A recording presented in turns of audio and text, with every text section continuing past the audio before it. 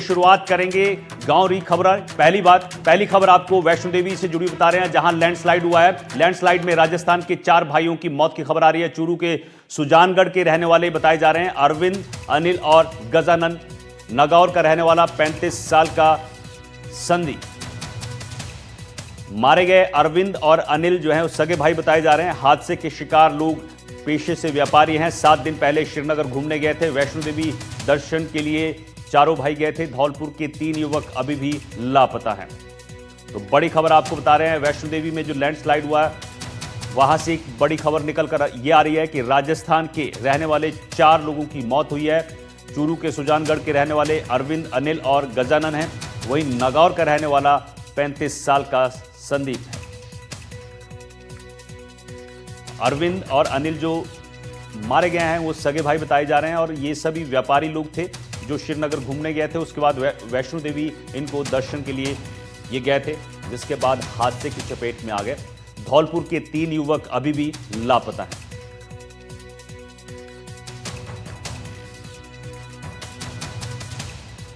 बड़ी खबर आपको बता रहे हैं, वैष्णो देवी लैंडस्लाइड से जुड़ी बड़ी खबर, जहां लैंडस्लाइड में राजस्थान के 4 लोगों की मौत हुई है। चूरू के सुजानगढ़ के रहने वाले अरविंद, अनिल और गजानन हैं।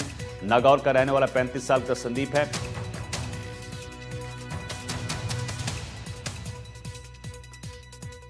सुशांत पारिक हमारे सहयोगी फोन लाइन पर हमारे साथ जुड़े हुए हैं। सुशांत, वैष्णो देवी लैंडस्लाइड हुआ है, वहां पर 36 लोगों की मौत हो चुकी है और उसमें राजस्थान के 4 लोगों की मौत भी हुई है, जिसमें चूरू के सुजानगढ़ के रहने वाले 2 सगे भाई भी हैं और ये भी बताया जा रहा है कि धौलपुर के 3 युवक अभी भी लापता है। क्या कुछ और जानकारी मिल पा रही है?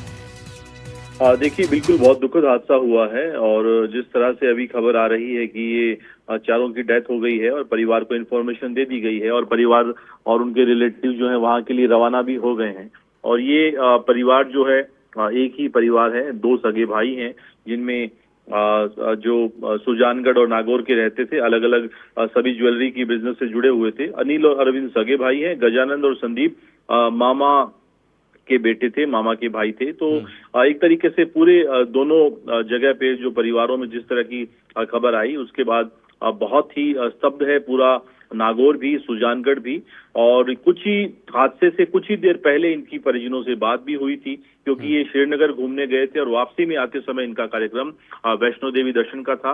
और अचानक जिस तरीके से वहां लैंडस्लाइडिंग हुई और बड़े पैमाने पे तबाही वहां पर हुई है, जिस तरह से तस्वीरें आ रही हैं, कुछ ही क्षणों में जो कहें चारों एक साथ काल के ग्रास में समा गए। और नागौर में और सुजानगढ़ में अभी जो हमारी बात हुई है वहां के लोगों से, दोनों जगह, दोनों शहरों में मातम का माहौल पसरा हुआ है। और धौलपुर के जो 3 युवक लापता है, उनके बारे में क्या कुछ जानकारी है? देखिए, अभी तक उनके बारे में कोई ठीक ठाक जानकारी नहीं मिल पा रही है।